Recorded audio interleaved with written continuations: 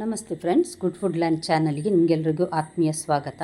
ಇವತ್ತು ನೋಡಿ ಬೆಂಡೆಕಾಯಿ ಮತ್ತು ಪ್ರಾನ್ಸ್ ಸಿಗಡಿ ಮೀನು ಹಾಕಿ ನಾನು ಮಾಡಿದಂತಹ ಮಂಗಳೂರಿನವರ ಕರಿ. ಇದು ಅಂದರೆ ರೇಸ ಅಂತ ಹೇಳ್ತೇವೆ ತುಳುವಲ್ಲಿ ನಾವು. ತುಂಬ ರುಚಿಯಾಗಿ ಸಹ ಬರ್ತದೆ ಈ ರೇಸ.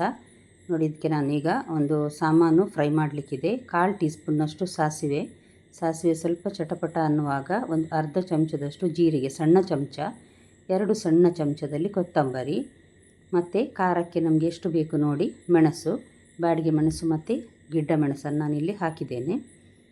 ಖಾರ ಜಾಸ್ತಿ ಬೇಕನ್ನಿಸಿದರೆ ಸ್ವಲ್ಪ ಹಾಕ್ಕೊಳ್ಬಹುದು. ನಾನೊಂದು ಸಣ್ಣ ಅರ್ಧ ಗಾತ್ರದ ತೆಂಗಿನಕಾಯಿ, ಇದು ಅಂದರೆ ಒಂದು 2.5 ಕಪ್ ಆಗ್ತದೆ. ಅದಕ್ಕೆ ಒಂದು 4 ಕರಿಮೆಣಸು ಮತ್ತು ಒಂದು ಅರ್ಧ ಲಿಂಬೆ ಗಾತ್ರದ ಹುಳಿ, 2 ಬೆಳ್ಳುಳ್ಳಿ, ಸಣ್ಣ ತುಂಡು ಈರುಳ್ಳಿ ಜಾಸ್ತಿ ಹಾಕಿದರೆ ಸಿಹಿ ಆಗ್ತದೆ ಪದಾರ್ಥ, ಅದಕ್ಕೋಸ್ಕರ ಸಣ್ಣ ತುಂಡು ಹಾಕಿದ್ದೇನೆ.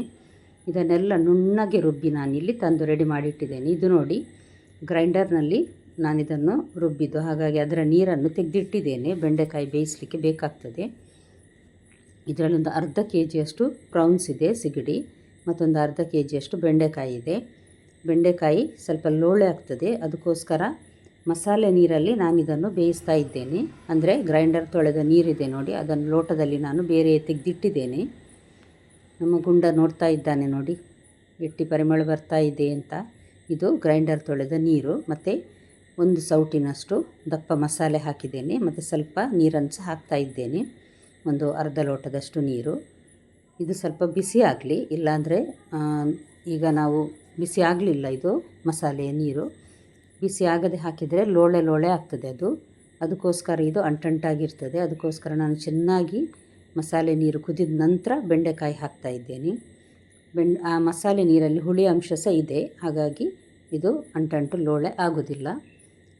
ಒಂದು ಕುದಿ ಬಂದ ಕೂಡಲೇ ನಾನಿಲ್ಲಿ ಕ್ಲೀನ್ ಮಾಡಿಟ್ಟ ಸಿಗಡಿ ಮೀನನ್ನು ಸಹ ಹಾಕ್ತಾ ಇದ್ದೇನೆ.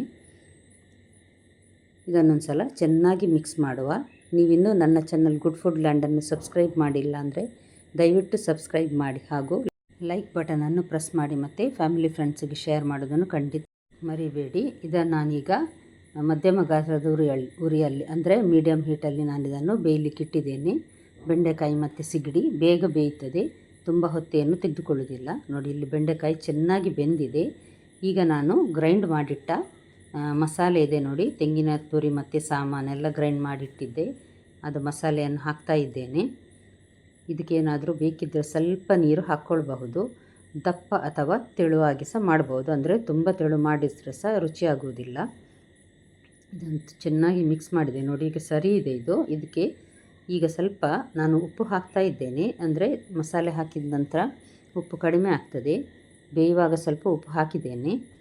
ಈಗ ನೋಡಿ ಚೆನ್ನಾಗಿ ಕುದಿ ಬಂತು. ಒಂದು ಕುದಿ ಬರಬೇಕಂದ್ರೆ ಮಸಾಲೆ ಹಸಿ ವಾಸನೆ ಹೋಗುವವರೆಗೆ ಸ್ವಲ್ಪ ಮೆಲ್ಲ ಉರಿಯಲ್ಲಿ ಕುದಿಸಬೇಕು.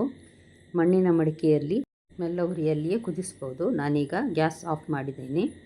ಈಗ ಒಂದು ಒಗ್ಗರಣೆ ಕೊಡುವ. ಒಂದು 2 ಟೀ ಸ್ಪೂನ್ ಎಣ್ಣೆಗೆ 2 ಟೇಬಲ್ ಸ್ಪೂನ್ ತೆಂಗಿನೆಣ್ಣೆ, 1 ಟೀ ಸ್ಪೂನ್ನಷ್ಟು ಸಾಸಿವೆ, ಸಣ್ಣಗೆ ಕಟ್ ಮಾಡಿದ ಅಂದರೆ ತೆಳುವಾಗಿ ಕಟ್ ಮಾಡಿದ ಒಂದು ಸಣ್ಣ ತುಂಡು ಈರುಳ್ಳಿ, ಮತ್ತು ಒಂದು 2 ಬೆಳ್ಳುಳ್ಳಿಯನ್ನು ಹಾಕಿದ್ದೇನೆ. ಕರಿಬೇವು, ಇದೆಲ್ಲ ಗೋಲ್ಡನ್ ಫ್ರೈ ಆಗುವವರೆಗೆ ಫ್ರೈ ಮಾಡಬೇಕು. ಕರಿಬೇವು ಚಟಪಟ ಅಂತದೆ ನೋಡಿ, ಅಲ್ಲಿ ನೋಡಿ. ಈಗ ಒಗ್ಗರಣೆ ರೆಡಿಯಾಗಿದೆ. ನಾನೀಗ ಗ್ಯಾಸ್ ಆಫ್ ಮಾಡಿದ್ದೇನೆ, ಆದರೂ ಸಹ ನೋಡಿ ಕುದೀತಾ ಉಂಟು. ಮಣ್ಣಿನ ಮಡಿಕೆಯಲ್ಲಿ ಮಾಡಿದ್ರಿಂದಾಗಿ ಬಿಸಿ ತುಂಬ ಹೊತ್ತಿರ್ತದೆ, ಅಷ್ಟೇ ಅಲ್ಲ ರುಚಿ ಸಹ ಜಾಸ್ತಿ. ನೋಡಿದ್ರಲ್ಲ ಫ್ರೆಂಡ್ಸ್, ಇವತ್ತಿನ ರೆಸಿಪಿ ಖಂಡಿತ ಒಮ್ಮೆ ಟ್ರೈ ಮಾಡಿ ನೋಡಿ. ತುಂಬ ರುಚಿಯಾದ ರೆಸಿಪಿ ಇದು. ಅನ್ನಕ್ಕೆ, ಚಪಾತಿ, ದೋಸೆಗೆಲ್ಲ ಒಳ್ಳೆಯದಾಗ್ತದೆ. ನಾಳೆ ಇನ್ನೊಂದು ಹೊಸ ರೆಸಿಪಿಯೊಂದಿಗೆ ನಿಮ್ಮನ್ನು ಮತ್ತೆ ಭೇಟಿಯಾಗ್ತೇನೆ.